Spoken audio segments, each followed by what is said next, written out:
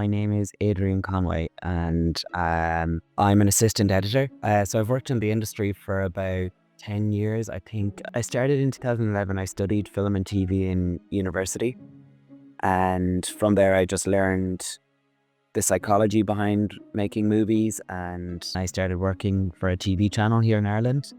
And we used to produce weekly TV shows covering reality, like events and kind of like news coverage from around the country. And then I found a job with Shopify.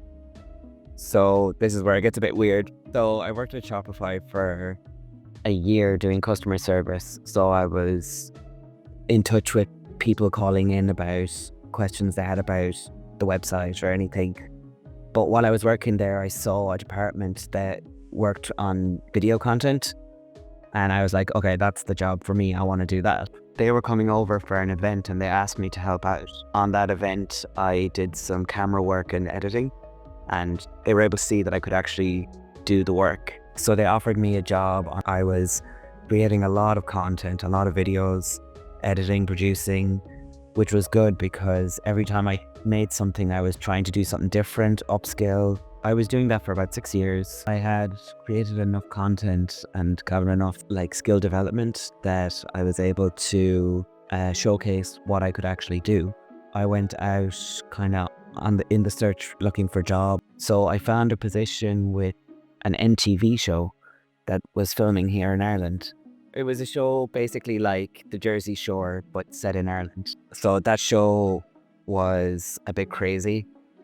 Very crazy, like you would expect from a Jersey Shore. On that show, I was the DIT. So basically, I was the person preparing the footage for the editing team. I moved on to another show here in Ireland called Gogglebox. I don't know if you know that. I love Gogglebox. I love it. I love it so much. It's a really strange show, but it's very successful here. It's about you're watching people watching TV.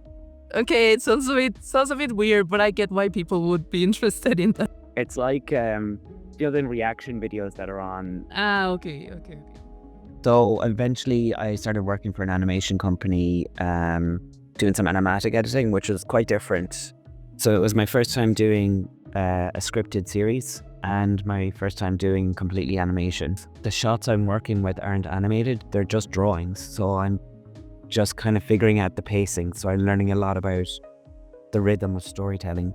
We did 8 episodes, they all turned out great.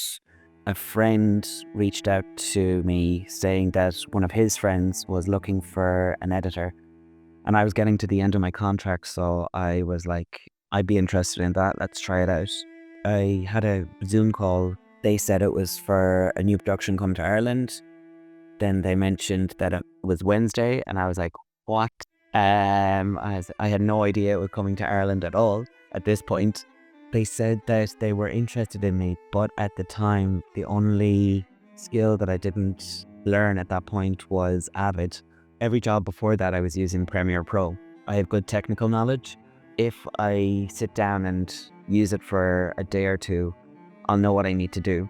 So I was trying to persuade them that I would be able to do this. So they hired me, bit of a gamble, but it worked out because I did the job, everything went really smoothly, and I got to work on a big Netflix show with one of my favorite directors. Since then, I've been working on movies and series scripted, and it's been really interesting. It's so interesting that you got to work in Wednesday through, a friend of the connections you built throughout this show. Yeah, no, it's great. It's good to get to know people, and obviously the jobs are going to be posted around social medias, and so it's really important to follow the studios and just be aware of what's going on in the industry, and you'll see opportunities come up. It's not always about who you know. I'm really interested in what it's like to work in such a big production because I like I said, I just graduated and I specialize in post-production too.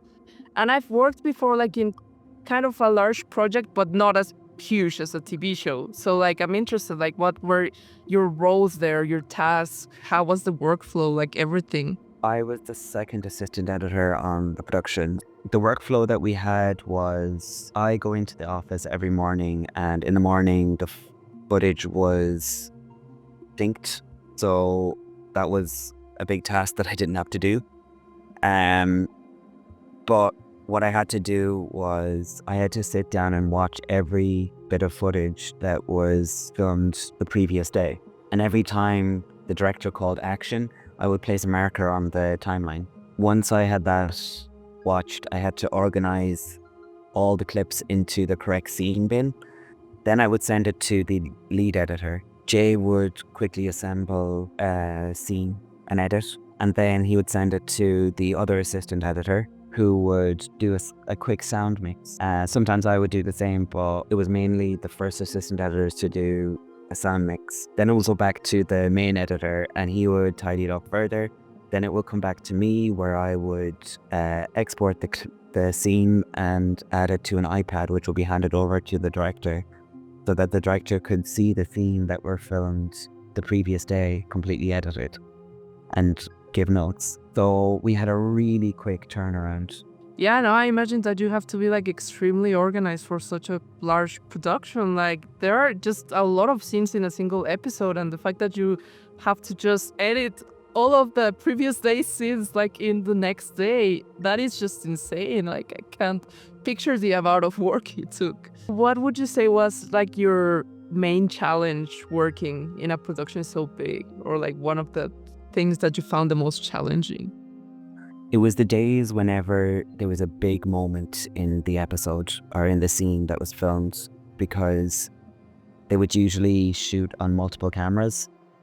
So I still have to watch the footage from each of those cameras, even though it's the exact same action from a different angle. And I still have to put down the markers on each one. But that just added so much work. So usually if it's a dialogue scene between two characters, that could be shot on one camera. And then there might not be that many shots to take in and process. But if it was a big event, I could be processing 75 shots that I have to have done within 2 hours before the main editor comes in so that he can start editing. And a nice day would be about 20 shots. Yeah, but there's also like a huge team, like you said, because I was looking on IMDb. That's how I found a lot of people. But like, there's over 2,000 people working on the production. And what would you say was actually like your best experience that you got out from working, besides working with Tim Burton? I think the best experience was that the office for editing was upstairs above the stages.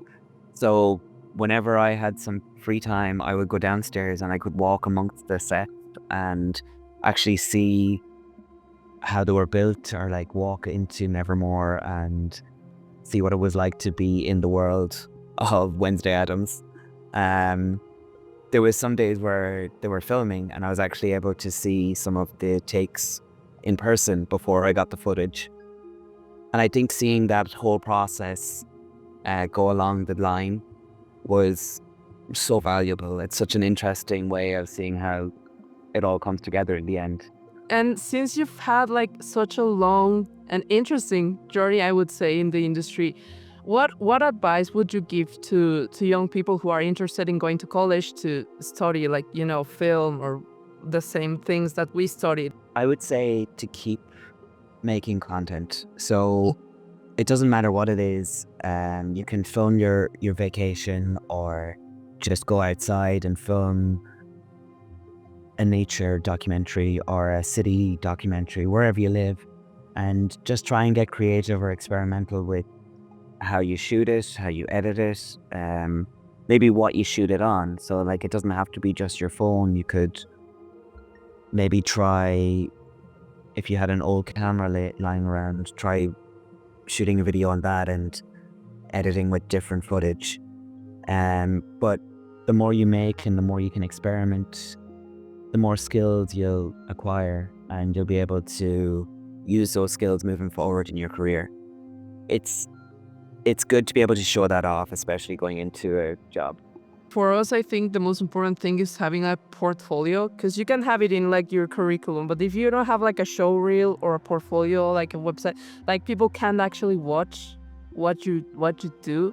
What would your advice be on that, on like building a portfolio? Like, should it be like all a similar style, or is it better like to showcase a lot of skills. If you have a similar style, that's great. And if you can show that you can do it to perfection, even better. I think having versatility is quite valuable though, because if you only have one style, you can only do that for the rest of your projects. And you're kind of trapped doing that for the rest of your career. Whereas if you can show a bit of variety, that will open up more doors for you in your career options going forward. Like if I was to look at somebody's portfolio and see a variety within it, I would be more impressed because I can see, oh, this person has a lot of different skills.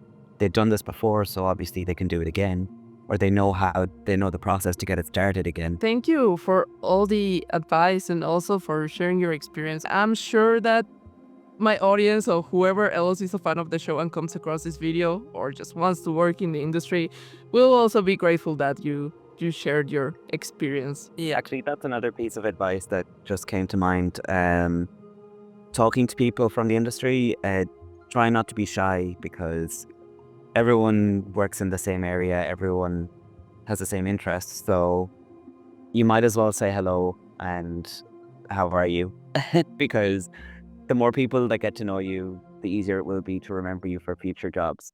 Hey, this is Editor Arson here to tell you that if you're interested in learning more about the film industry or interested about Wednesday, you should definitely subscribe because I will be reaching out to more people, doing more interviews, revealing more secrets, and just helping out other creative people. So stay tuned.